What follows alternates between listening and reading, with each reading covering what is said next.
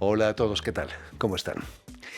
Hace ya 4000 años que en Babilonia el rey Hammurabi incluyó en su célebre código una ley por la cual se venga el delito aplicando al delincuente el mismo daño que él practicaba. Ojo por ojo y diente por diente. 40 siglos después no hemos evolucionado demasiado y la actualidad lo confirma, se sigue aplicando la ley del talión con mucha crueldad.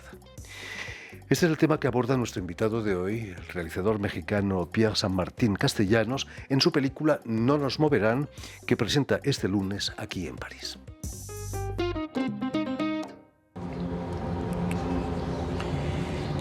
Él andaba en el movimiento estudiantil de 1968. Y ese 2 de octubre, el gobierno asesinó a muchos jóvenes. Entre ellos, a mi hermano Kobe. Necesito que tú me ayudes a encontrar a ese militar y vengar a mi hermano. O sea, ¿cómo? ¿Yoli? Pues sí, ni modo que tu madre. ¿Para qué crees que te estoy contando todo esto? Eso, sí, bien que sabes.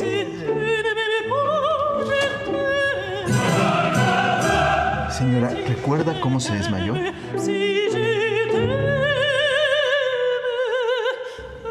¿Estás amenazando?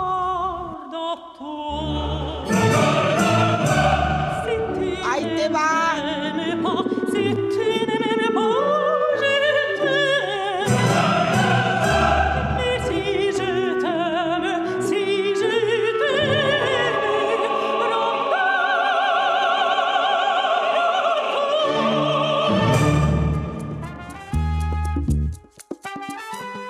Muy buenas tardes, Pierre San Martín. San Martín, diríamos en San español. Martín. Es un nombre francés, ¿no? ¿De dónde sale tu nombre? Es el nombre. Muchas gracias por tenerme aquí. Estoy muy contento y Bienvenido emocionado. a Radio Muchas Francia gracias. El nombre viene de mi bisabuelo, que según cuenta la leyenda, acudió a la segunda intervención francesa y se quedó ahí. Pero vaya, como no había mucha comunicación entre mi abuelo y mi padre, entre mi padre y yo, pues entonces un poco yo creo que ya es una mitología ahí. Pero eso es más o menos lo que se cuenta en la historia. Pero lo pronuncias a la mexicana, ¿no? Sí, Pierre San Martín, pero digamos, acá, pues un poco como por reflejo, ya empiezo ya a ser más Pierre San Martín y tal, pero bueno. No, Se has francesizado. Se ha francesizado. No han cambiado mucho las cosas, Pierre, desde la Babilonia de Hammurabi, ¿no? El ojo por ojo, el diente por diente sigue aplicándose.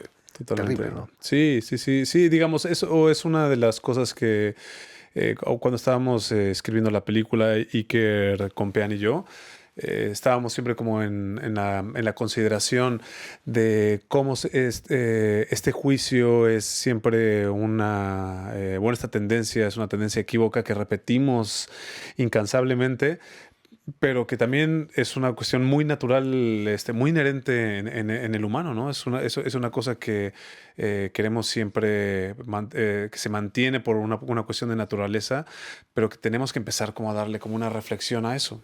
La cultura, la educación deben limar un poco esas asperezas, ¿no? Totalmente, sí, porque si no nos quedamos sin ojos.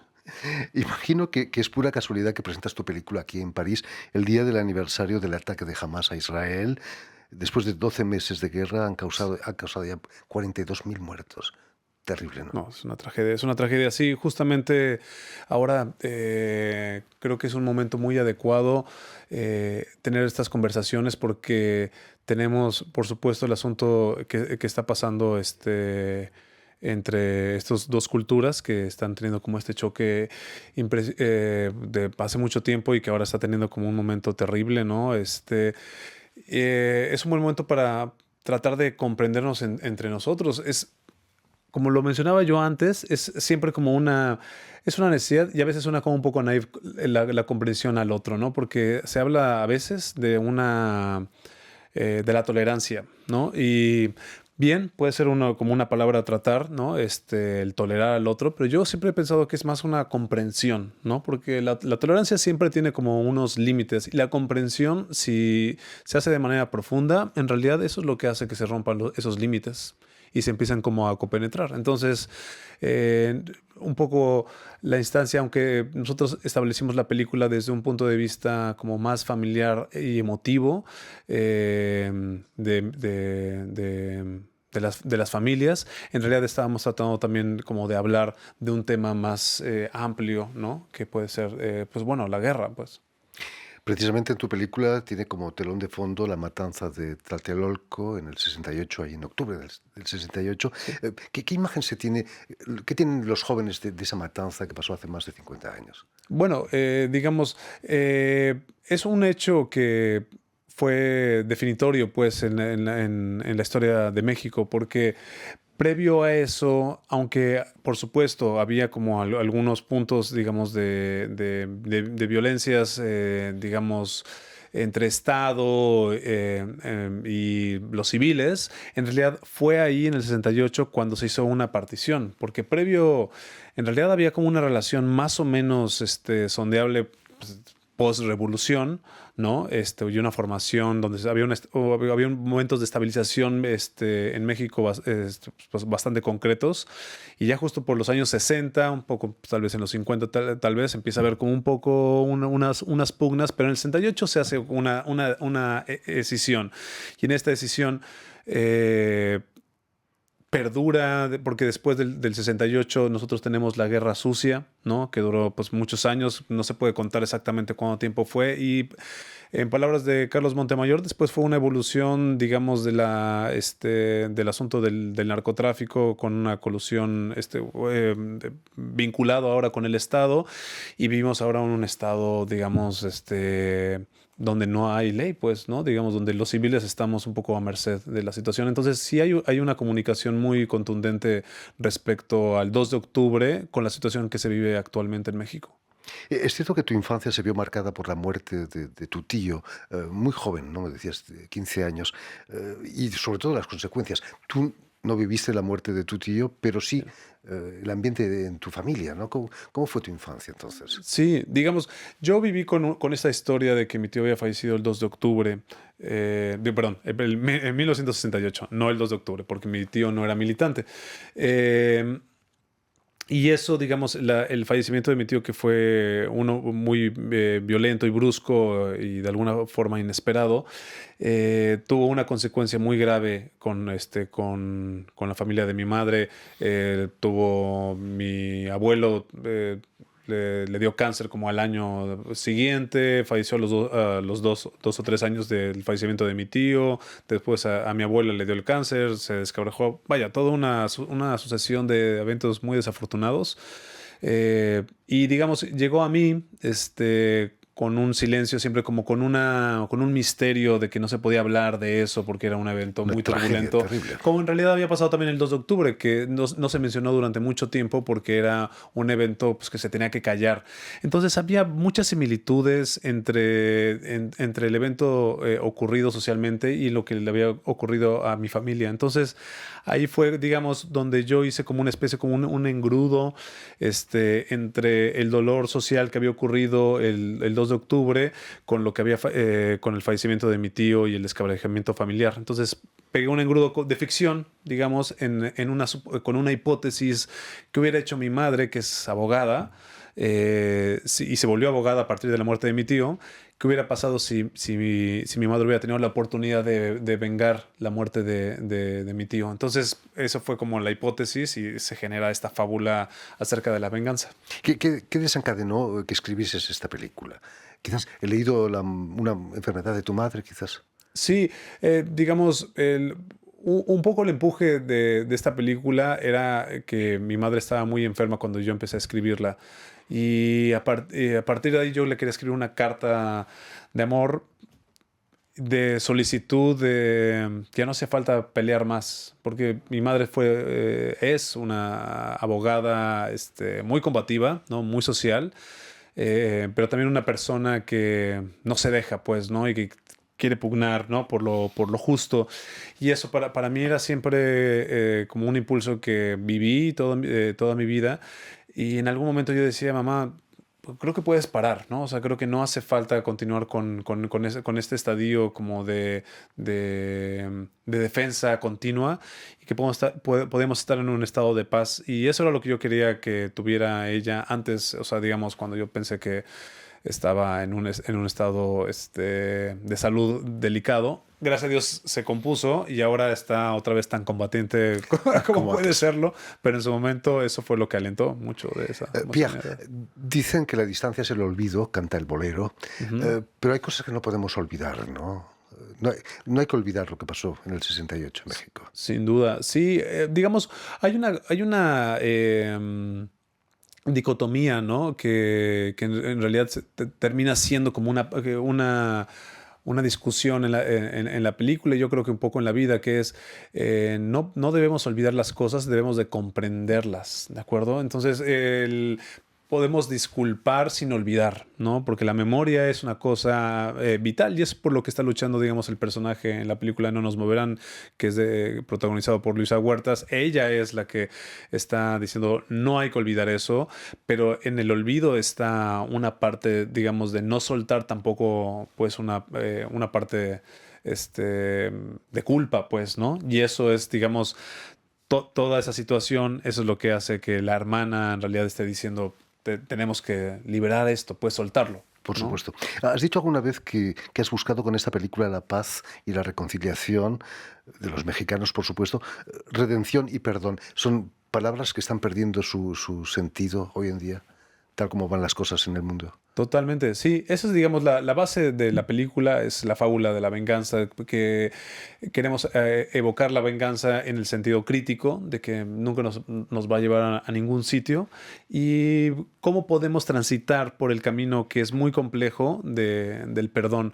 Porque cuando yo enseñé este guión a una asesora que tuve en Sundance, En Morelia. Sí, son Morelia, que hicieron Laura Esquivel, la escritora Laura Esquivel, que es una persona encantadora, y a ella le gustaba mucho la historia y me dijo, me gusta, solo que tienes que recordar que generalmente es más sencillo terminar una historia con violencia, porque es un poco lo que generalmente se transcurre y es el discurso general, y para cambiar esa narrativa, que es una narrativa más inusual, tienes que ganártela. Y eso fue una cosa que lo tomamos Siqueira y yo como a pie juntillas, porque decíamos, claro, queremos hablar de esto, tenemos que hacer cómo puedes, después de tantos años de dolor y de enojo, cómo puedes llegar a la comprensión. Y eso es, digamos, como fue el reto para escribir la película. Digamos, expliquemos a nuestros oyentes que la historia la cuenta Socorro, es la protagonista, quien quiere vengarse de la muerte de su hermano, asesinado por un soldado, 50 años más tarde, ¿no? Y que toda su vida está marcada por esa venganza. Pero que afortunadamente al final, no vamos a hacer spoilers, pero las cosas acaban no tan mal. Toda la película reposa en la extraordinaria interpretación de Luisa Huertas. No es fácil para un actor o una actriz presentarse más allá de los 60 años ante la pantalla, ¿no? Ante la cámara. ¿Cómo vivió Luisa ese papel tan fantástico, tan terrible al mismo tiempo? Sí, bueno, Luisa es el alma de la película. Es decir, yo soy una persona que me interesa mucho el formalismo del cine, digamos, el lenguaje cinematográfico, pero sobre de eso no hay nada que pueda competir con la emocionalidad. Y esos son los actores. Pues los actores es lo que vuelven humano el cine. Entonces, Luisa lo tomó con mucho cariño, porque ella sí fue militante del movimiento del 68. Ella vivió la matanza del 2 de octubre y todas las cuestiones previas y posteriores a eso, porque ella siempre ha sido una persona militante toda su vida. Entonces fue una bella casualidad que pudiéramos encontrar en ella esto, porque Yo sabía que ella estaba revisando el guión y al mismo tiempo yo estaba hablando con una persona que había estado involucrada directamente, pues, y entonces nos dio tranquilidad que ella sentía que había respeto, que había también cariño y humor en un hecho que no es tan fácil, digamos, de transitar por ahí. Entonces ella quedó en realidad encantada. Fue una... Lo estaba comentando hace poco con François. Una mujer de 71, creo que tenía 71 años cuando hicimos la película, estar presente en el set 40 días, todos los días, 12 horas. Todos estábamos cansados, menos ella. De verdad, la energía, porque el talento, pues bueno, solo con ver la película es suficiente y ver todas las películas que ha hecho es suficiente como para entenderlo. Pero todo la capacidad de resistencia para seguir interpretando todos los días frente a cámara, la verdad me dejó sí, palabras. Mención especial merece también José Alberto Patiño, quien borda su papel de, ¿cómo se llama? Siddhartha, sí. El empleado del edificio, ¿no? Fantástico. ¿De dónde lo has sacado? Bueno, el personaje está basado, como casi todo en la película, en personajes que yo conocí por mi mamá. En todos sus años de abogacía, de litigante, pues conocí a las personas más variadas posibles. Muchos delincuentes, imagino, ¿no? Fíjate que sí, algunos delincuentes, pero por ejemplo el de Siddhartha era una persona que lo habían acusado de asesinato. Porque él estaba manejando un transporte público y una persona se bajó y no se esperó a que frenara, se bajó y ¡paf! O sea, bueno, imagínate que, o sea, era un poco lógico que sucediera eso y lo estaban acusando de asesinato en segundo grado, me parece, ¿no? Y entonces, bueno, mi mamá lo alcanzó a liberar. De ahí viene el génesis de ese personaje que le debía la vida a mi madre, pues, si fuera una persona que estaba todo el tiempo en atención a ella. Pero el actor, que es José Alberto Patiño, lo encontramos en un casting muy profundo que hicimos con mi director de casting, Luis Maya, que es un genio. Y yo le decía a él, tenemos que encontrar una persona que tenga la carisma y que tenga una chispa y una energía que solamente la vamos a poder distinguir cuando la veamos. Entonces vimos muchos actores que tenían grandes capacidades de interpretación, pero cuando vimos a José Alberto dijimos, es él, y ya estaba claro. La elección del blanco y negro me parece muy interesante, ¿no? Da un cierto tinte poético. Además hay un gato negro y una paloma blanca que viven en la casa de Socorro. Sí. ¿Fue difícil escoger el blanco y negro y no el color? No, fue una cosa que estaba inherente en la historia. Desde que yo estaba diseñando la película, había varias cosas que estaban, digamos, que vienen del origen, pero una de ellas era que yo había leído el libro de Elena Poniatowska, que tú la tuviste de invitada, que me platicabas. En su libro La noche de Tlatelolco, en la edición que yo tengo, al principio vienen unas fotografías. Una de ellas tenía a 2 militares sometiendo a un estudiante y sonriendo a la cámara. Entonces yo vi esa fotografía y me impactó muchísimo. Y decía, ¿qué pasaría si alguien identificara a su familiar con esta fotografía? Y entonces para mí, digamos, la identificación de una persona atrapada como en el pasado, como en este hecho, es blanco y negro, pues, ¿no? Para mí la fotografía, pues bueno, como en sus orígenes, es blanco y negro. Entonces decía, la forma de poder comunicar que una persona está atrapada en el pasado es que sea en blanco y negro, que es como la subjetividad del personaje en tiempo presente, que me atrae esa idea. Y lo logras con creces. La película ya ha obtenido el premio de Guadalajara, del Festival de Guadalajara, primer premio de la mejor película, y en Toulouse, en el Festival de Cine Latino también. Sí. ¿Te lo esperabas eso? Quizás el mejor premio es el ser estrenado aquí en París, ¿no? Claro, o sea, nosotros no esperábamos ese resultado, es decir, siempre esperas el mejor resultado, pero nunca sabes si la gente va a entrar en la comunicación que tú estás esperando, ¿no? Y el Festival de Toulouse fue de verdad radiante la forma en que recibieron la película, porque viste que en algún momento tú pones, no sé, como algunas bromas, algunas situaciones cómicas que dices, bueno, tal vez no terminaron de despegar bien. Bueno, y aquí en el Festival de Toulouse, cada cosa, la risa, cada cosa, una emoción. El público está completamente configurado, ¿no? Está volcado en la película. Y ahora que entonces tengamos el estreno en Francia, pues en el país que dio luz al cine, pues eso es un privilegio absoluto. Pero también estoy muy gustoso de que se pueda entender el humor, porque es una película muy mexicana, pero al mismo tiempo creo que una película con muchos símbolos franceses y que puede entrar con una comunicación como más global, ¿no? Entonces, que eso es lo que nos da mucho gusto. Por supuesto que sí.